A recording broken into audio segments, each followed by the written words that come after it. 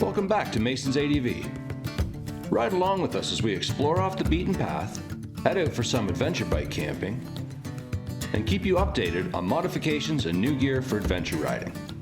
Be sure to click that subscribe button so you don't miss out on any adventures. Glad to have you along for the ride. Well, hey guys, Mason here, and we are back in the back of TubeBuddy's piece of land. Oh, there's a camera right there, so he'll see me. Better give him a big wave. So, yeah. As a lot of you know, 5 years ago when I started the channel, I was doing the swap from street bike riding to adventure bike riding. And so, I mean, all my gear was street bike gear, street bike helmet, street bike boots, good seedy race boots. And of course, I rode with a lot of that stuff for the first couple years, just trying to build it up. But we're 5 years in now. The KLR build is well and truly complete. Everything is as I want it. So over the last couple years, I've been upgrading a lot of my camping gear, a lot of the gear that I wear on my person, and it's been a bit of a, it's been a bit of a work in progress. So, but what I thought I would do today is just an update on the gear that I wear on my body and how that's my protective gear and clothing, and how that's kind of evolved over time. All right, let's get into it.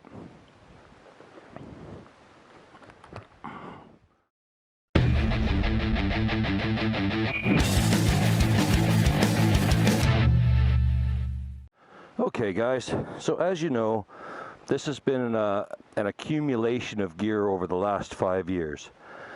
I was fortunate enough to already have a adventure bike style helmet when I first bought the KLR, and that was my fly racing helmet.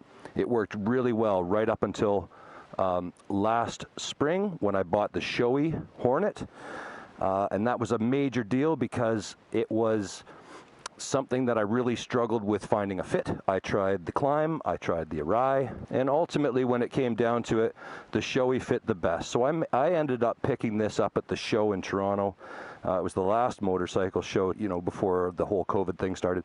So I was fortunate enough to pick one up there. They didn't have the white, but they shipped it right to my door. So that's my helmet. Now, the article of clothing that I've had the longest is without a doubt my Alpine Star Toucan boots. These are the Gore-Tex boots. They do a Dry Star one in the line, which is just one step down from these, and DV rides with those. They're a great boot as well.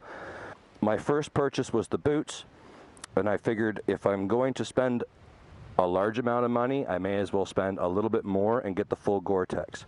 These have really been great because, as you guys know, if you watch the videos, we get into a lot of wet.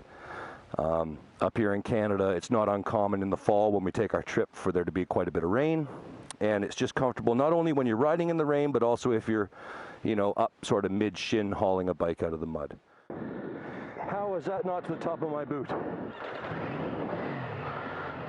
like A-stars.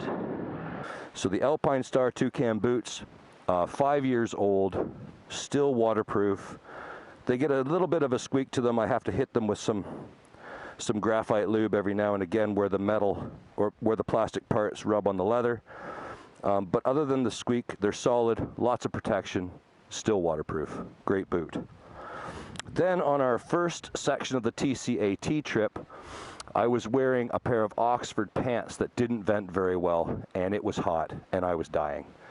And so after our second day, I was able to stop in Ottawa and pick up these Climb pants.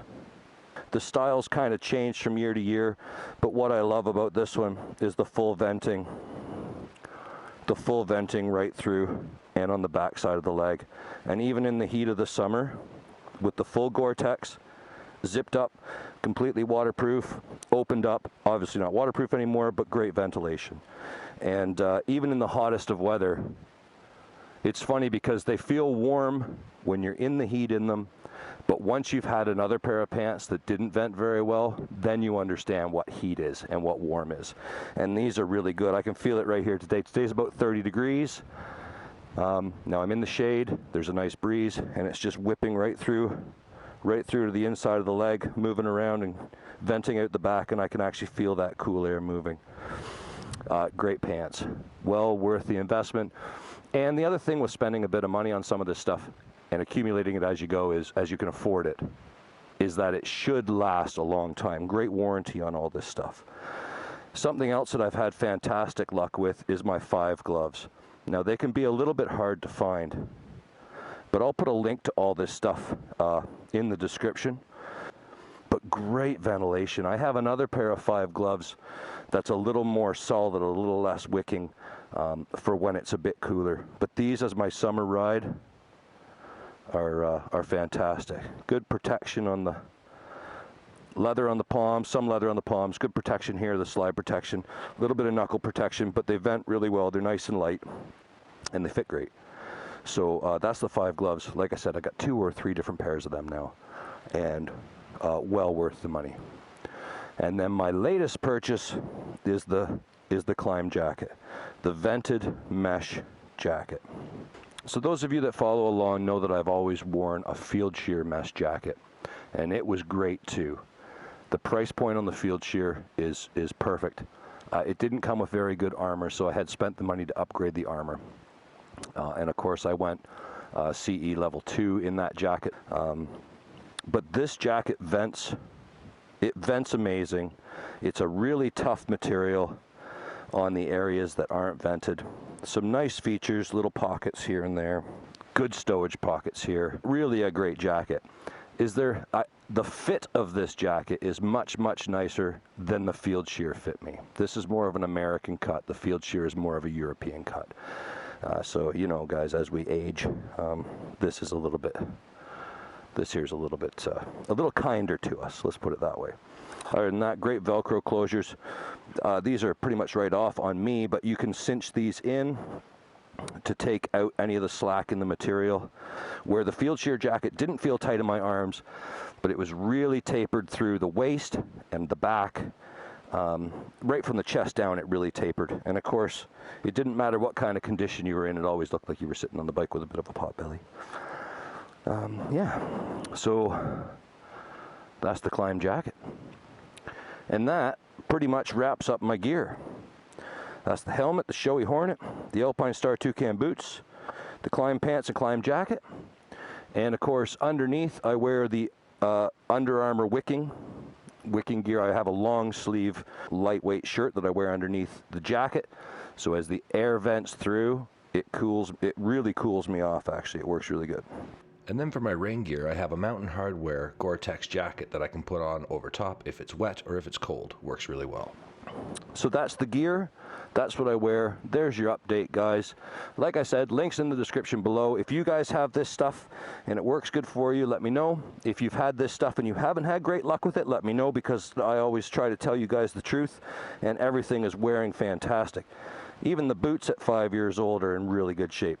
So yeah, drop a comment, mind how you go, and as always, I'll catch you on the next one.